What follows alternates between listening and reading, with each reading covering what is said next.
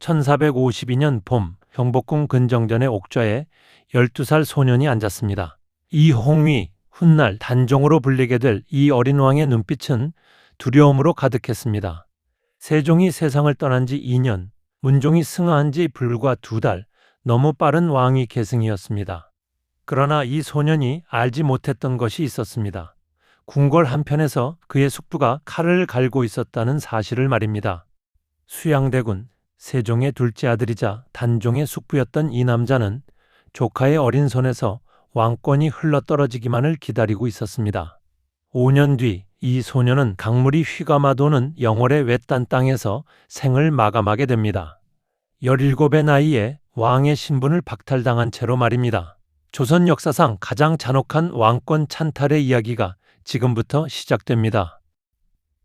1452년 조선은 커다란 상실감에 휩싸여 있었습니다. 세종대왕이 승하한 지 2년이 지났지만 백성들은 여전히 그 빈자리를 느끼고 있었습니다. 세종의 뒤를 이은 문종은 학식과 덕망을 갖춘 군주였지만 병약했습니다. 즉위한 지 2년 3개월 만에 39의 나이로 세상을 떠났습니다. 갑작스러운 왕의 죽음 앞에서 조선의 조정은 혼란에 빠졌습니다. 왕위는 문종의 외아들인 이홍위에게 돌아갔습니다. 12살의 어린 나이였습니다. 신하들은 불안해했습니다. 세종시대의 영광이 너무도 컸기에 그 뒤를 잇는 일은 성인 군주에게도 벅찬 과제였습니다. 하물며 12살 소년에게 이 무거운 짐을 맡긴다는 것은 위태로운 선택이었습니다. 세종은 생전에 이미 이런 상황을 예견했을지도 모릅니다. 후대의 기록에 따르면 수양대군의 야심을 경계했다는 견해도 있습니다. 수양대군은 둘째였지만 첫째인 문종보다 더 강한 권력욕을 가지고 있었습니다. 무예에 뛰어났고 정치적 감각도 날카로웠습니다. 무엇보다 그는 기다릴 줄 아는 사람이었습니다. 문종이 병상에 누웠을 때 수양대군은 형의 방을 자주 찾았습니다. 겉으로는 형제의 정을 나누는 모습이었지만 그 눈빛은 다른 것을 보고 있었습니다. 어린 조카가 왕위에 오를 날을 계산하고 있었는지도 모릅니다. 문종은 숨을 거두기 직전 신하들을 불러 유언을 남겼습니다. 어린 아들을 부탁한다는 말과 함께 김종서와 황보인을 지목했습니다. 이 두 원로 대신이 어린 왕을 지켜줄 것이라고 믿었습니다. 김종서는 세종시대부터 군사와 외교를 책임진 인물이었습니다. 육진 개척을 주도했고 북방의 여진족을 제압한 명장이었습니다. 황보인은 학문과 행정에 뛰어난 문신으로 조정의 중심을 잡고 있었습니다. 이 두 사람이 어린 왕을 보좌한다면 조선의 안정은 유지될 수 있을 것처럼 보였습니다.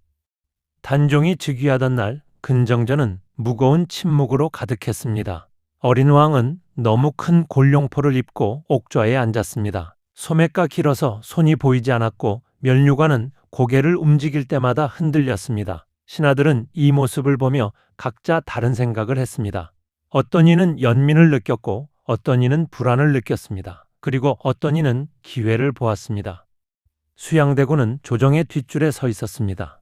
그는 조카가 옥좌에 앉는 모습을 조용히 지켜보았습니다. 표정에는 아무것도 드러나지 않았습니다. 하지만 그의 마음속에서는 이미 계획이 짜여지고 있었습니다. 조선의 권력은 지금 가장 약한 손에 쥐어져 있었습니다. 그리고 그 손에서 권력을 빼앗는 것은 때만 기다린다면 그리 어렵지 않을 것이었습니다. 단종의 즉위식이 끝나고 며칠 뒤 수양대군은 자신의 저택에 몇몇 사람을 불렀습니다. 한명회, 권람, 홍윤성. 이들은 모두 수양대군의 측근이었고 각자의 야심을 가진 사람들이었습니다. 수양대군은 이들에게 조심스럽게 말을 꺼냈습니다. 조선이 위태롭다는 것, 어린 왕을 좌지우지하는 신하들이 너무 큰 권력을 쥐고 있다는 것, 이것은 왕권에 대한 도전이 아니냐는 것. 그의 말은 조심스러웠지만 그 뜻은 명확했습니다. 한명회는 이 말을 듣고 미소를 지었습니다. 그는 이미 오래전부터 수양대군의 야심을 알고 있었습니다. 그리고 그 야심에 자신의 운명을 걸기로 결심한 사람이었습니다. 권람은 무인답게 간단하게 대답했습니다. 대군께서 원하신다면 칼을 들겠다고 말입니다. 홍윤성도 고개를 끄덕였습니다. 이렇게 계유정난의 씨앗이 뿌려지기 시작했습니다. 그러나 이 모든 움직임은 철저히 비밀에 붙여졌습니다. 겉으로 수양대군은 여전히 조카인 단종을 존중하는 충직한 숙부의 모습을 유지했습니다. 조정회의에서 그는 항상 신중하게 말했고 어린 왕에게 예를 갖추었습니다. 하지만 그의 저택에서는 밤마다 비밀 회합이 열렸고 거기서는 전혀 다른 이야기가 오갔습니다. 누구를 제거해야 하는가, 어떤 명분을 내세워야 하는가, 언제 움직여야 하는가, 피해 계획이 한 걸음씩 구체화되고 있었습니다. 즉위 직후 조선의 실권은 김종서에게 있었습니다. 그는 병조판서로서 군사권을 장악하고 있었고 조정의 주요 결정에서 가장 큰 목소리를 냈습니다. 60이 넘은 나이였지만 그의 기백은 여전했습니다. 북방에서 여진족과 싸우며 단련된 그의 판단력과 결단력은 누구도 무시할 수 없었습니다. 수양대군은 이것을 가장 큰 장애물로 보았습니다. 김종서가 살아있는 한 어떤 움직임도 쉽지 않았습니다. 김종서는 수양대군의 야심을 눈치채고 있었습니다. 문종이 죽기 전에 남긴 유언을 잊지 않고 있었고 어린 왕을 지키는 것이 자신의 마지막 임무라고 생각했습니다. 그는 수양대군을 경계했고 그의 움직임을 주시했습니다. 조정에서 두 사람의 긴장은 누구나 느낄 수 있었습니다. 수양대군이 군사에 관한 의견을 내면 김종서는 신중하게 반대했습니다. 수양대군이 인사에 관여하려 하면 김종서는 왕의 뜻을 내세우며 막았습니다. 표면적으로는 정책에 대한 의견 차이였지만 모두가 알고 있었습니다. 이것은 권력을 둘러싼 싸움이라는 것을 말입니다. 한명회는 이 상황을 수양대군에게 보고했습니다. 김종서를 제거하지 않는 한 어떤 계획도 실행할 수 없다고 말했습니다. 수양대군도 이미 같은 결론에 도달해 있었습니다. 하지만 김종서를 제거하는 것은 쉬운 일이 아니었습니다. 그는 조정의 존경을 받는 원로였고 군사들의 신임도 두터웠습니다. 명분 없이 그를 제거한다면 오히려 역풍을 맞을 수 있었습니다. 수양대군은 신중하게 준비했습니다. 먼저 군사력을 확보해야 했습니다. 그는 자신의 측근들을 무의소와 군영의 요직에 배치했습니다. 겉으로는 정상적인 인사였지만 실제로는 거사를 위한 포석이었습니다. 또한 김종서 주변의 인물들을 파악했습니다. 누가 김종서를 지지하는가? 누가 중립을 지킬 것인가? 누가 회유 가능한가? 모든 것이 치밀하게 계산되었습니다. 1453년 가을로 접어들면서 수양대군의 준비는 완성 단계에 이르렀습니다. 한명회가 최종 계획을 가져왔습니다. 김종서를 제거하고 황보인과 그 측근들을 일거에 숙청하는 계획이었습니다. 그리고 이 모든 것을 왕명으로 포장하는 것이었습니다. 수양대군은 이 계획을 듣고 오랫동안 침묵했습니다. 이것은 돌이킬 수 없는 선택이었습니다. 한번 칼을 뽑으면 더 이상 되돌아갈 수 없었습니다. 수양대군은 밤마다 잠을 이루지 못했습니다. 그는 형 문종의 얼굴을 떠올렸고 아버지 세종의 가르침을 생각했습니다. 하지만 동시에 권력의 달콤함도 느꼈습니다. 자신이 왕이 된다면 세종의 업적을 넘어설 수도 있다는 야망이 그의 마음을 사로잡았습니다. 정의와 야망, 두 개의 목소리가 그의 내면에서 싸웠습니다. 그리고 결국 야망이 승리했습니다. 1453년 10월 수양대군은 최종 결정을 내렸습니다. 거사일은 10월 10일로 정해졌습니다. 이날 밤 김종서와 황보인 그리고 그들의 측근들을 일거에 제거하기로 했습니다. 명분은 영모였습니다. 김종서가 어린 왕을 폐위하고 자신이 권력을 잡으려 한다는 것이었습니다. 물론 이것은 거짓이었습니다. 하지만 승자가 역사를 쓰는 법이었습니다. 거사 전날 밤 수양대군은 마지막으로 조카인 단종을 찾아갔습니다. 어린 왕은 책을 읽고 있었습니다. 수양대군은 조카의 머리를 쓰다듬으며 말했습니다. 숙부가 전하를 지키겠다고 어떤 역적도 전하를 해치지 못하게 하겠다고 말입니다. 단종은 순진한 눈으로 숙부를 올려다보며 고맙다고 말했습니다. 그 순간 수양대군의 가슴 한편이 아팠습니다. 하지만 그는 그 감정을 억눌렀습니다. 이미 돌이킬 수 없는 지점을 지나왔기 때문입니다. 1453년 10월 10일 밤 한양의 하늘은 유난히 어두웠습니다. 달도 구름에 가려져 있었고 거리는 고요했습니다. 이 고요함 속에서 역사를 바꿀 피해 사건이 준비되고 있었습니다. 수양대군은 소수의 측근들과 함께 궁을 나섰습니다. 그들은 모두 무장하고 있었지만 겉으로는 평상복을 입어 눈에 띄지 않도록 했습니다. 첫 번째 목표는 김종서의 집이었습니다. 김종서의 집은 경복궁에서 그리 멀지 않은 곳에 있었습니다. 평소에는 경비가 삼엄했지만 이날 밤만큼은 달랐습니다. 수양대군의 측근들이 이미 경비들을 매수해 두었기 때문입니다. 수양대군 일행이 김종서의 대문 앞에 도착했습니다. 수양대군은 잠시 망설였습니다. 이 문을 넘어서는 순간 그는 반역자가 되는 것이었습니다. 아니, 승리한다면 구국의 영웅이 되고 패배한다면 역적이 되는 것이었습니다. 한명회가 수양대군의 망설임을 눈치채고 속삭였습니다. 지금 물러서면 모든 것이 끝이라고, 김종서가 내일 아침이면 이 모든 계획을 알게 될 것이라고 말입니다. 수양대군은 고개를 끄덕였습니다. 그리고 대문을 두드렸습니다. 한참 뒤에 하인이 문을 열었습니다. 수양대군은 예의 바르게 말했습니다. 김종서 대감을 뵙고 싶다고, 급히 상의 드릴 일이 있다고 말입니다. 하인은 당황했지만 수양대군을 막을 수는 없었습니다. 김종서는 이미 잠자리에 들 준비를 하고 있었지만 대군이 찾아왔다는 말에 옷을 다시 입고 나왔습니다.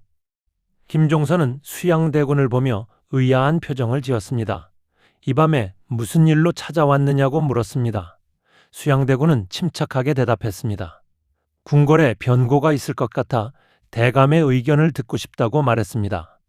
김종서는 더욱 의심스러운 표정을 지었습니다. 그는 오랜 전쟁터 경험으로 위험을 감지하는 본능이 있었습니다. 지금 이 상황이 뭔가 이상하다는 것을 느꼈습니다. 그 순간 수양대군의 뒤에 있던 무사가 움직였습니다. 이뭉운이었습니다. 그는 품에서 칼을 꺼내 김종서에게 달려들었습니다. 김종서는 순간적으로 피했지만 이미 늦었습니다. 이뭉운의 칼이 김종서의 가슴을 찔렀습니다. 김종서는 비틀거리며 뒤로 물러났습니다. 그의 입에서 피가 흘러나왔습니다. 김종서는 수양대군을 똑바로 쳐다보았습니다. 그의 눈빛에는 분노보다는 실망이 담겨 있었습니다. 그는 떨리는 목소리로 말했습니다. 대군께서 이런 일을 하실 줄은 몰랐다고, 세종대왕께서 얼마나 실망하실 것인가라고 말입니다. 수양대군은 대답하지 않았습니다. 그저 고개를 돌렸습니다. 이뭉운이 다시 칼을 휘둘렀고 김종서는 그대로 쓰러졌습니다. 조선의 명장 김종서가 자신의 진마루에서 살해당하는 순간이었습니다. 그의 나이 63이었습니다. 육진 개척을 이끌고 여진족과 싸우며 조선의 국경을 지킨 이 노장이 전쟁터가 아닌 자신의 집에서 적이 아닌 같은 조선의 왕족에게 살해당한 것입니다. 이것이 계유정난의 시작이었습니다. 수양대군 일행은 곧바로 다음 목표로 향했습니다.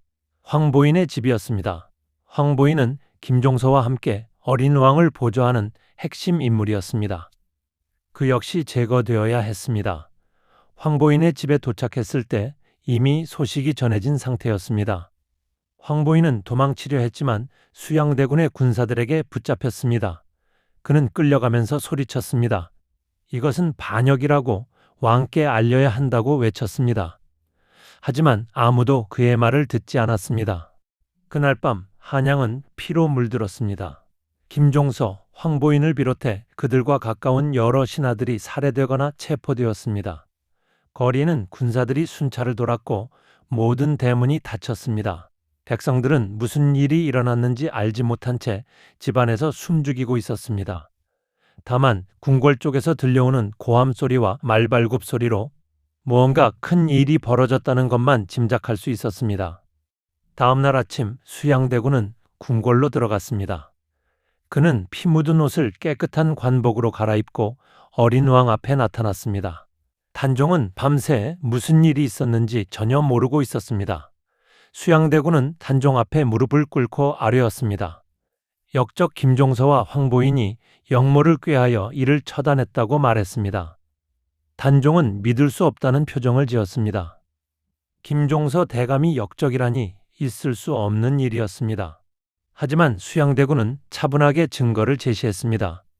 물론 그것들은 모두 조작된 것이었습니다. 김종서가 군사를 모아 왕을 폐위하려 했다는 거짓 문서들이었습니다. 어린 단종은 혼란스러워했습니다. 믿었던 신하가 역적이었다는 사실도 충격이었고 그 역적을 처단한 것이 다름 아닌 숙부였다는 사실도 놀라웠습니다. 단종은 무엇을 믿어야 할지 알 수 없었습니다. 조정의 신하들도 같은 혼란에 빠졌습니다. 어제까지만 해도 조정의 중심이었던 김종서와 황보인이 하루아침에 역적으로 몰려 죽었습니다. 그리고 수양대군이 그들을 제거했다고 당당히 선포했습니다. 누구도 감히 이 일을 제기할 수 없었습니다. 수양대군의 군사들이 궁궐을 장악하고 있었기 때문입니다. 반대하는 것은 곧 죽음을 의미했습니다. 계유정난 이후 조선의 권력 구도는 완전히 바뀌었습니다. 수양대군은 더 이상 여러 대군 중 하나가 아니었습니다. 그는 조정의 실질적인 지배자가 되었습니다. 명목상으로는 여전히 단종이 왕이었지만 모든 결정은 수양대군의 손을 거쳤습니다. 어린 왕은 숙부의 그림자 아래 갇힌 존재가 되었습니다. 수양대군은 재빨리 자신의 세력을 공고히 했습니다. 계유정난에 참여한 사람들을 공신으로 책봉했습니다. 한명회, 권람, 홍윤성, 신숙주 등이 높은 관직에 올랐습니다. 이들은 수양대군에게 목숨을 걸었던 사람들이었고 이제 그 대가를 받았습니다. 조정의 주요 자리는 모두 수양대군의 측근들로 채워졌습니다. 하지만 수양대군에게는 아직 하나의 장애물이 남아 있었습니다. 바로 안평대군이었습니다. 안평대군은 수양대군의 동생이자 세종의 셋째 아들이었습니다. 그는 형 수양대군과는 전혀 다른 사람이었습니다. 무예보다는 학문을, 권력보다는 예술을 사랑하는 인물이었습니다. 그가 그린 몽유도원도는 조선 회화사의 걸작으로 평가받았고 그의 시는 많은 사람들의 사랑을 받았습니다. 안평대군은 정치적 야심이 없었습니다. 그는 권력 다툼에서 멀리 떨어져 예술과 학문에 몰두했습니다. 하지만 바로 그 점이 수양대군에게는 위협이었습니다. 안평대군은 백성들과 문인들의 존경을 받았습니다. 만약 누군가가 수양대군에 반대하는 세력을 규합하려 한다면 안평대군을 중심으로 모일 가능성이 있었습니다. 수양대군은 이것을 용납할 수 없었습니다. 1453년 말 수양대군은 안평대군을 불렀습니다. 겉으로는 형제 간의 만남이었지만 실제로는 신문이었습니다. 수양대군은 안평대군에게 물었습니다. 계유정난에 대해 어떻게 생각하느냐고 말입니다. 안평대군은 조심스럽게 대답했습니다. 김종서가 정말 역모를 꾀했다면 처단은 당연하지만 그것이 사실인지 확신할 수 없다고 말했습니다. 이 대답은 수양대군에게 충분한 빌미가 되었습니다. 며칠 뒤 안평대군은 역모 혐의로 고발되었습니다. 누군가가 안평대군이 수양대군을 제거하고 자신이 왕위에 오르려 한다고 밀고했습니다. 물론 이것은 조작된 혐의였습니다. 안평대군은 결백을 주장했지만 아무도 그의 말을 믿지 않았습니다. 아니, 믿지 않는 척했습니다. 수양대군의 권력에 맞서는 것은 자살 행위였기 때문입니다. 계유정난 직후 안평대군은 강화도로 유배되었습니다. 그는 끝까지 자신의 결백을 주장했습니다. 하지만 아무도 그를 구해주지 않았습니다. 단종은 숙부를 구하고 싶었지만 그럴 힘이 없었습니다. 다른 신하들도 침묵했습니다. 안평대군은 유배지에서 마지막 시를 남겼습니다. 도원을 꿈꾸던 자신의 삶이 얼마나 허무하게 끝나는지를 읊은 시였습니다. 얼마 지나지 않아 안평대군에게 사약이 내려졌습니다. 그는 사약을 받으며 조용히 미소 지었다고 합니다. 권력 다툼에서 벗어나 예술에만 몰두하고 싶었던 그의 바람은 결국 죽음으로만 이루어질 수 있었습니다. 그의 나이 30이었습니다. 계유정난 직후인 1453년 10월 말 안평대군은 강화도에서 사사되었습니다. 이제 수양대군에게 정치적으로 맞설 만한 거물급 왕족은 아무도 없었습니다. 안평대군의 죽음으로 수양대군의 권력은 더욱 공고해졌습니다. 이제 그를 견제할 만한 왕족은 아무도 없었습니다. 어린 단종만이 외롭게 왕좌에 앉아 있었습니다. 수양대군은 조정의 모든 일을 결정했고 단종은 그저 승인하는 도장 역할만 했습니다. 왕권은 껍데기만 남았고 실제 권력은 수양대군에게 있었습니다. 이 시기 단종은 점점 고립되어 갔습니다. 믿었던 신하들은 모두 사라졌고 새로 들어온 신하들은 모두 수양대군의 사람들이었습니다. 단종이 무슨 말을 해도 신하들은 수양대군의 눈치만 보았습니다. 어린 왕은 자신이 왕인지 아니면 왕의 흉내를 내는 배우인지 헷갈리기 시작했습니다. 밤마다 단종은 눈물을 흘렸습니다. 하지만 그 눈물을 닦아줄 사람은 아무도 없었습니다. 1455년으로 접어들면서 수양대군의 다음 계획이 분명해졌습니다. 그는 더 이상 조카의 그림자 뒤에 숨어 있고 싶지 않았습니다. 왕좌가 그를 부르고 있었습니다. 한명회와 신숙주는 수양대군에게 때가 무르익었다고 말했습니다. 이미 조정의 모든 권력을 장악했으니 이제 명분만 갖추면 된다고 했습니다. 수양대군도 같은 생각이었습니다. 그는 왕위 찬탈의 마지막 단계를 준비하기 시작했습니다. 1455년 6월 한양의 날씨는 무더웠습니다. 하지만 궁궐의 분위기는 그 더위보다 더 답답하고 무거웠습니다. 수양대군의 측근들이 궁궐을 오가며 뭔가를 준비하고 있었고 신하들은 다가올 변화를 예감하고 있었습니다. 모두가 숨죽이며 기다렸습니다.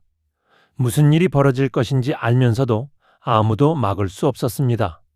6월 11일 수양대군은 조정회의를 소집했습니다. 명분은 국정을 논의하기 위함이었지만 모두가 알고 있었습니다. 오늘이 그날이라는 것을 말입니다. 신하들이 근정전에 모였습니다. 단종도 왕좌에 앉았습니다. 어린 왕의 얼굴은 창백했습니다. 지난밤 내내 잠을 이루지 못한 것이 분명했습니다. 수양대군이 앞으로 나왔습니다. 그는 단종 앞에 무릎을 꿇었습니다. 그리고 천천히 말하기 시작했습니다. 조선이 어지럽다고 어린 왕께서 홀로 이 무거운 짐을 지기에는 너무 힘들다고 말했습니다. 신하들이 제대로 보좌하지 못해 나라가 위태롭다고 했습니다. 그러므로 자신이 왕위를 이어받아 조선을 바로잡겠다고 선언했습니다. 단종은 아무 말도 하지 못했습니다. 그는 이 순간이 올 것을 알고 있었지만 막상 현실이 되니 말이 나오지 않았습니다. 14살의 소년에게 이 상황은 너무 잔혹했습니다. 신하들도 침묵했습니다. 수양대군의 눈빛이 그들을 훑었고 그 눈빛은 명확한 메시지를 담고 있었습니다. 찬성하거나 아니면 죽거나 둘 중 하나라는 것이었습니다. 한명회가 앞으로 나왔습니다. 그는 큰 소리로 말했습니다. 수양대군께서 왕위에 오르시는 것이 나라를 위한 길이라고 어린 왕께서는 왕위를 물려주시고 편히 쉬시는 것이 좋겠다고 말했습니다. 다른 신하들도 하나둘 동조하기 시작했습니다. 반대하는 목소리는 단 하나도 없었습니다. 아니, 있었지만 입 밖으로 나오지 못했습니다.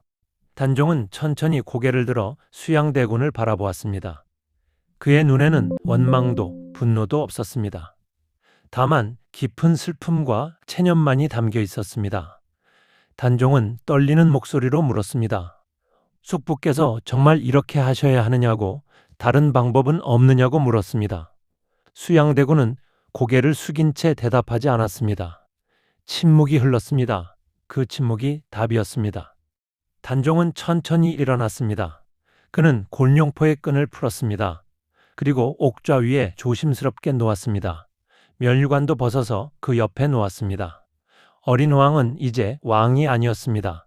그는 상왕이라는 이름으로 격하되었습니다. 실질적으로는 폐위였지만 명분상으로는 양위였습니다.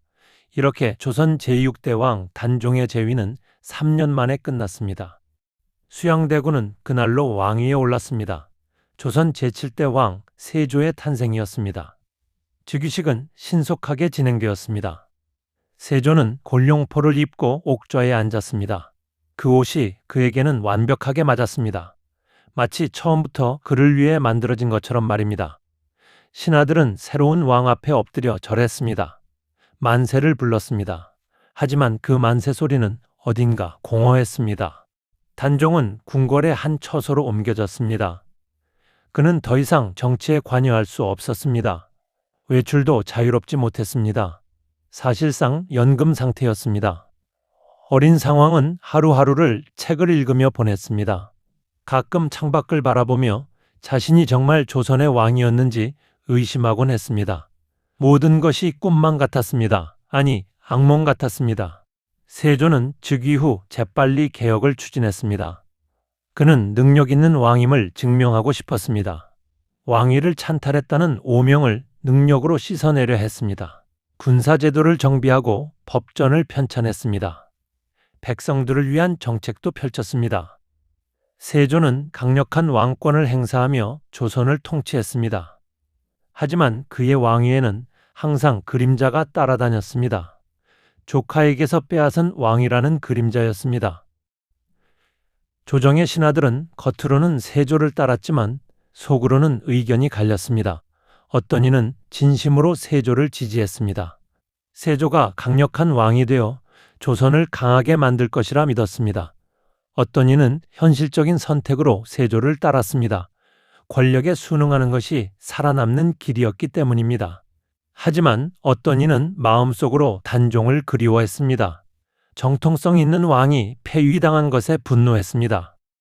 특히 집현전 출신의 학자들은 세조의 왕위 찬탈을 받아들이기 어려웠습니다. 그들은 세종의 가르침을 받으며 자란 사람들이었습니다. 유교적 이념과 도덕을 중시했고 정통성을 무엇보다 소중하게 여겼습니다. 세조의 행위는 그들이 배운 모든 가치를 부정하는 것이었습니다. 그들은 조용히 모여 이야기를 나누었습니다. 무엇을 해야 하는가? 이대로 침묵해야 하는가? 아니면 행동해야 하는가?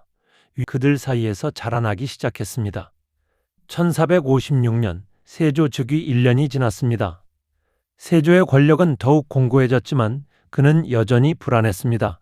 단종이 살아있는 한 그의 왕위는 완전하지 않았습니다. 단종을 중심으로 반대 세력이 모일 가능성이 있었습니다. 세조는 이 위험을 제거하고 싶었습니다. 하지만 조카를 직접 죽일 수는 없었습니다. 그것은 너무 노골적인 범죄였습니다. 세조는 다른 방법을 택했습니다. 단종을 멀리 보내는 것이었습니다. 1456년 여름 단종에게 교지가 내려졌습니다. 영월로 입예한다는 내용이었습니다. 영월은 한양에서 멀리 떨어진 산골이었습니다. 교통이 불편하고 사람들의 왕래도 적은 곳이었습니다. 그곳으로 단종을 보내면 외부와의 접촉을 차단할 수 있었습니다. 단종은 이 교지를 받고 체념했습니다. 자신의 운명이 이미 정해졌음을 알았습니다. 단종이 영월로 떠나던 날 하늘은 흐렸습니다. 비가 내릴 것 같았습니다. 16살의 소녀는 초라한 옷을 입고 가마에 올랐습니다. 더 이상 왕의 행차가 아니었습니다. 죄인의 유배 행렬이었습니다. 단종을 호송하는 군사들은 냉담했습니다. 그들에게 단종은 왕이 아니라 그저 감시해야 할 대상일 뿐이었습니다.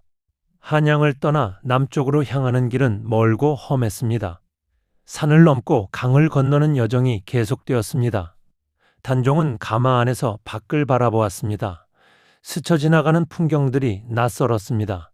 그는 평생 궁궐 안에서만 살았기 때문에 바깥 세상을 제대로 본 적이 없었습니다. 아이러니하게도 유배를 가면서 처음으로 조선의 땅을 보게 된 것입니다. 며칠을 걸어 영월에 도착했습니다. 영월은 산으로 둘러싸인 작은 고을이었습니다. 단종이 머물게 될 곳은 청룡포라는 곳이었습니다. 청룡포는 서강이 휘감아 도는 곳에 있었습니다. 삼면이 물로 막혀 있고 뒤쪽은 험한 절벽이었습니다. 자연적인 감옥과도 같은 곳이었습니다. 배를 타지 않고는 나갈 수 없는 곳이었습니다. 단종은 청룡포의 작은 집에 머물게 되었습니다. 궁궐의 화려한 전각에 비하면 형편없는 곳이었습니다. 하지만 단종은 불평하지 않았습니다. 그는 이미 모든 것을 체념한 상태였습니다. 왕위도 권력도 심지어 자유도 잃었습니다. 이제 그에게 남은 것은 하루하루를 견디는 것뿐이었습니다. 청룡포에서의 생활은 단조로웠습니다. 단종은 아침에 일어나 주변을 산책했습니다. 강물 소리를 들으며 하루를 시작했습니다. 낮에는 책을 읽거나 시를 썼습니다. 그것만이 그가 할 수 있는 일이었습니다. 저녁이 되면 혼자 저녁을 먹고 일찍 잠자리에 들었습니다. 매일이 똑같았습니다. 변화라고는 계절이 바뀌는 것뿐이었습니다. 단종은 자주 시를 썼습니다. 그의 시에는 깊은 슬픔이 배어 있었습니다. 스스로를 한 마리 새에 비유하기도 했습니다. 날개가 꺾여 날지 못하는 새, 둥지를 잃고 떠도는 새였습니다. 그는 또한 자신의 처지를 강물에 비유했습니다. 흘러가고 싶어도 산에 막혀 흐르지 못하는 물, 제자리에서 맴도는 물이었습니다. 가끔 청룡포를 지키는 군사들이 단종을 방문했습니다. 그들은 단종에게 무례하지는 않았지만 그렇다고 공손하지도 않았습니다. 그들에게 단종은 이미 과거의 왕이었습니다. 현재의 왕은 세조였고 그들은 세조의 명령을 따르는 사람들이었습니다. 단종은 이들과 대화하는 것조차 조심스러웠습니다. 자신의 말이 잘못 전달되어 더 큰 화를 부를 수 있었기 때문입니다. 영월의 백성들은 단종의 소식을 들었습니다. 어린 왕이 이곳에 유배 왔다는 소식이었습니다. 그들은 연민을 느꼈습니다. 하지만 감히 단종을 찾아갈 수는 없었습니다. 세조의 눈을 의식해야 했기 때문입니다. 다만 멀리서나마 단종을 위해 기도했습니다. 어린 왕이 무사하기를, 언젠가 한양으로 돌아갈 수 있기를 바랐습니다. 단종은 청룡포에서 외롭게 날들을 보냈습니다. 그는 가끔 하늘을 올려다보며 생각했습니다.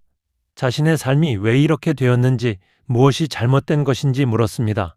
하지만 하늘은 답을 주지 않았습니다. 다만 구름이 흘러가고 새들이 날아갈 뿐이었습니다. 단종은 자신도 저 새처럼 자유롭게 날 수 있었으면 좋겠다고 생각했습니다. 하지만 그것은 불가능한 꿈이었습니다. 1456년 한양에서는 비밀스러운 움직임이 있었습니다. 세조의 왕위 찬탈을 받아들일 수 없던 일부 신하들이 모이기 시작했습니다. 그들은 대부분 집현전 출신의 학자들이었습니다. 성삼문, 박팽년, 하위지, 이계, 유성원, 유흥부가 중심이었습니다. 이들은 세종의 가르침을 받으며 자란 사람들이었고 단종을 어릴 때부터 보좌했던 신하들이었습니다. 성삼문은 이 모임의 중심이었습니다. 그는 뛰어난 학자였고 강직한 성품으로 유명했습니다. 세종시대의 훈민정음 창제에도 참여했던 인물이었습니다. 그는 세조의 왕위 찬탈을 보며 분노했습니다. 정통성 있는 왕이 폐위되고 찬탈자가 왕위에 올랐다는 것을 받아들일 수 없었습니다. 그는 단종을 복위시켜야 한다고 생각했습니다. 박팽년도 같은 생각이었습니다. 그는 성삼문과 함께 집현전에서 일했던 동료였습니다. 학식이 깊고 의리가 강한 인물이었습니다. 그는 세조에게 벼슬을 받았지만 그 벼슬을 영예로 여기지 않았습니다. 오히려 수치로 여겼습니다. 찬탈자를 섬긴다는 것은 선비로서 할 수 없는 일이었습니다. 그는 성삼문의 뜻에 동참하기로 했습니다. 이들은 비밀리에 만나 계획을 세웠습니다. 단종을 복위시키려면 먼저 세조를 제거해야 했습니다. 하지만 세조는 항상 경계가 삼엄했습니다. 궁궐은 세조의 측근들로 가득했고 그를 가까이 접근하는 것조차 어려웠습니다. 이들은 기회를 찾아야 했습니다. 그 기회는 의외로 빨리 찾아왔습니다. 1456년 6월 세조가 명나라 사신을 맞이하는 연회가 열리기로 했습니다. 이 연회에는 많은 신하들이 참석할 예정이었습니다. 성삼문과 박팽년도 참석할 수 있었습니다. 이들은 이 기회를 이용하기로 했습니다. 연회가 진행되는 동안 세조의 경계가 느슨해질 때를 노려 공격하기로 한 것입니다. 무관인 유흥부와 유성원이 실제 공격을 담당하기로 했습니다. 계획은 치밀하게 짜였습니다. 성삼문이 세조에게 글을 올리며 주의를 끄는 동안 유흥부가 세조를 공격하기로 했습니다. 다른 동료들은 주변의 세조 측근들을 제압하기로 했습니다. 성공한다면 세조를 제거하고 단종을 복위시킬 수 있었습니다. 실패한다면 모두 죽는 것이었습니다. 하지만 이들은 주저하지 않았습니다. 의리를 위해, 정의를 위해 목숨을 걸기로 했습니다. 하지만 계획은 실행되기 전에 발각되었습니다. 이들 중 한 명과 가까운 인물이 세조에게 밀고 한 것입니다. 정확히 누가 밀고 했는지는 논란이 있지만 결과는 명확했습니다. 세조는 거사 직전의 모든 것을 알게 되었습니다. 그는 즉시 성삼문 일당을 체포하도록 명령했습니다. 성삼문, 박팽년, 하위지, 이계, 유성원, 유흥부가 모두 잡혔습니다. 그들은 의금부로 끌려가 신문을 받았습니다. 세조는 직접 이들을 신문했습니다. 세조는 분노했습니다. 자신이 벼슬을 주고 신임했던 신하들이 자신을 죽이려 했다는 것에 분노했습니다. 하지만 동시에 두려웠습니다. 아직도 단종을 그리워하는 세력이 이렇게 많다는 것이 두려웠습니다. 세조는 이들에게 물었습니다. 왜 이런 일을 꾀했느냐고, 자신이 무엇을 잘못했느냐고 물었습니다. 성삼문이 대답했습니다. 전하는 왕이 아니라고, 단종이야말로 진짜 왕이라고 말했습니다. 왕위를 찬탈한 자를 섬길 수 없다고 말했습니다. 세조는 노했습니다. 성삼문을 고문하도록 명령했습니다. 모진 고문이 시작되었습니다. 성삼문과 박팽년을 비롯한 사육신은 끔찍한 고통을 당했습니다. 하지만 그들은 끝까지 굴복하지 않았습니다. 세조를 인정하지 않았고 단종의 복위를 주장했습니다. 세조는 이들의 완고함에 더욱 분노했습니다. 그는 이들을 극형에 처하기로 했습니다. 1456년 6월 사육신은 처형되었습니다. 그들의 죄목은 영모였습니다. 하지만 많은 사람들은 그들을 역적이 아니라 충신으로 여겼습니다. 그들은 자신의 목숨을 걸고 정의를 지키려 했습니다. 비록 실패했지만 그 뜻만큼은 고결했습니다. 사육신의 죽음은 조선 역사에 깊은 상처를 남겼습니다. 동시에 그들의 이름은 충절의 상징이 되었습니다. 사육신의 처형 소식이 영월의 단종에게도 전해졌습니다. 단종은 깊은 슬픔에 빠졌습니다. 자신을 위해 목숨을 바친 신하들이 있다는 것에 감사했지만 동시에 죄책감을 느꼈습니다. 자신 때문에 그들이 죽었다는 생각이 들었습니다. 단종은 며칠 동안 아무것도 먹지 못했습니다. 그저 하늘을 바라보며 눈물만 흘렸습니다. 세조에게도 사육신의 처형은 무거운 짐이 되었습니다. 그는 반역자들을 처단했다고 선포했지만 속으로는 불안했습니다. 사육신 같은 사람들이 또 나타날 수 있었습니다. 단종이 살아있는 한 이런 위험은 계속될 것이었습니다. 세조는 결단을 내려야 했습니다. 더 이상 미룰 수 없었습니다. 단종을 살려둘 수 없다는 결론에 도달했습니다. 1457년 가을 영월의 날씨는 쌀쌀해졌습니다. 단종은 청룡포에서 두 번째 가을을 맞이하고 있었습니다. 그는 이제 17이었습니다. 소년에서 청년으로 자라고 있었지만 그의 눈빛은 나이에 비해 너무 슬펐습니다. 너무 많은 것을 잃었고 너무 많은 고통을 겪었습니다. 10월 어느 날 한양에서 사신이 왔습니다. 세조의 명을 받들어 온 사신이었습니다. 단종은 불길한 예감이 들었습니다. 그 예감은 곧 현실이 되었습니다. 사신은 단종에게 교지를 전했습니다. 왕의 칭호를 박탈하고 노산군으로 강등한다는 내용이었습니다. 그리고 그 교지의 끝에는 더 무서운 내용이 있었습니다. 사약을 내린다는 것이었습니다. 단종은 교지를 받고 한참을 말이 없었습니다. 그는 이미 알고 있었습니다.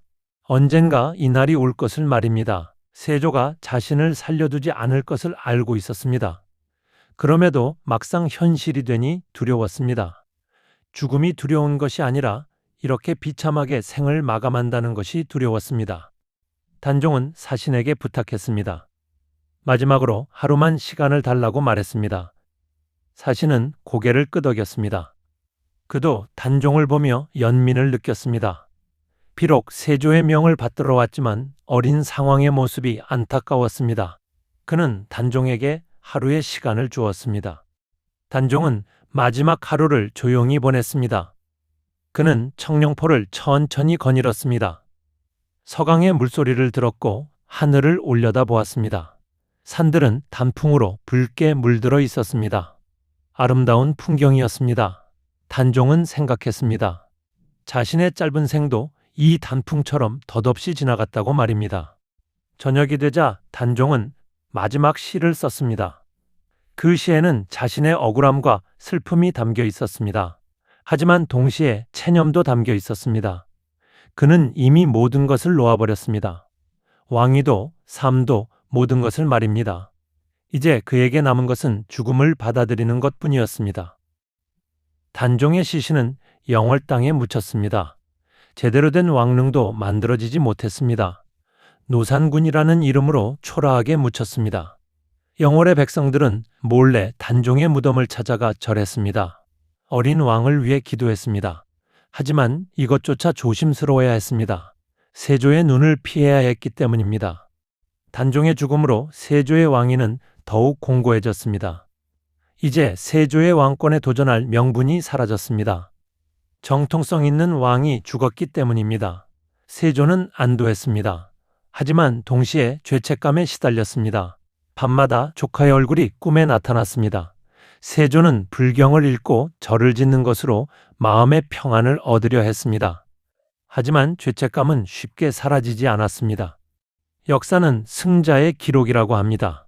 세조는 승자였고 그는 역사를 자신에게 유리하게 기록했습니다. 단종은 패자였고 그의 이름은 지워졌습니다. 노산군이라는 이름으로만 기록되었습니다. 그렇게 200년이 넘는 시간이 흘렀습니다. 하지만 진실은 영원히 묻힐 수 없었습니다. 백성들은 단종을 기억했습니다. 사육신을 기억했습니다. 그들의 이야기는 입에서 입으로 전해졌습니다. 그리고 마침내 1698년 숙종 때에 이르러 단종은 복권되었습니다. 왕의 칭호를 되찾았고 능도 다시 조성되었습니다. 장릉이라는 이름이 붙여졌습니다. 단종의 복권은 정의가 승리했다는 의미였습니다. 비록 200년이 걸렸지만 진실은 결국 드러났습니다. 세조의 왕위 찬탈은 정당화될 수 없었습니다. 단종은 비극적인 왕이었지만 정통성이 있는 왕이었습니다. 역사는 이것을 인정했습니다. 조카의 왕좌를 빼앗은 숙부, 그러나 그 피는 결코 마르지 않았습니다. 세조는 능력 있는 왕이었습니다. 그는 많은 업적을 남겼고 조선을 강하게 만들었습니다. 하지만 그의 왕위는 찬탈로 얻어진 것이었고 그 정통성은 끝까지 의심받았습니다. 반면 단종은 무능한 왕이었습니다. 너무 어렸고 정치적 역량도 없었습니다. 하지만 그는 정통성 있는 왕이었고 그 정통성은 죽음 이후에도 살아남았습니다. 권력의 논리는 세조를 왕으로 만들었습니다. 하지만 역사의 심판은 단종을 의로운 왕으로 남겼습니다. 조선은 이 두 이름 사이에서 오랫동안 고민했습니다. 능력과 정통성 중 무엇이 더 중요한가? 현실과 명분 중 무엇을 택해야 하는가 물었습니다. 이 질문에 대한 답은 여전히 명확하지 않습니다. 하지만 한 가지는 분명합니다. 부정한 방법으로 얻은 권력은 결코 온전할 수 없다는 것입니다. 세조는 평생 죄책감에 시달렸고 그의 왕위는 항상 논란의 대상이었습니다. 반면 단종은 비참하게 죽었지만 역사는 그를 충절의 상징으로 기억합니다. 1452년부터 1457년까지 단 5년 동안 벌어진 이 피해 드라마는 조선 역사에 깊은 상처를 남겼습니다. 하지만 동시에 중요한 교훈도 남겼습니다. 정의는 늦더라도 반드시 온다는 것, 진실은 영원히 묻힐 수 없다는 것을 말입니다. 단종의 이야기는 이것을 증명합니다. 영월 장릉에 가면 단종의 무덤을 볼 수 있습니다. 소박한 무덤입니다. 화려한 왕릉에 비하면 초라합니다. 하지만 그 무덤 앞에는 항상 사람들이 찾아옵니다. 어린 왕을 위해 절하고 꽃을 바칩니다. 500년이 지난 지금도 사람들은 단종을 기억합니다. 이것이 진정한 승리가 아닐까요? 권력을 잃었지만 사람들의 마음을 얻은 것, 왕좌를 빼앗겼지만 역사의 판단에서는 승리한 것, 단종의 이야기는 이렇게 끝나지 않고 계속됩니다. 감사합니다.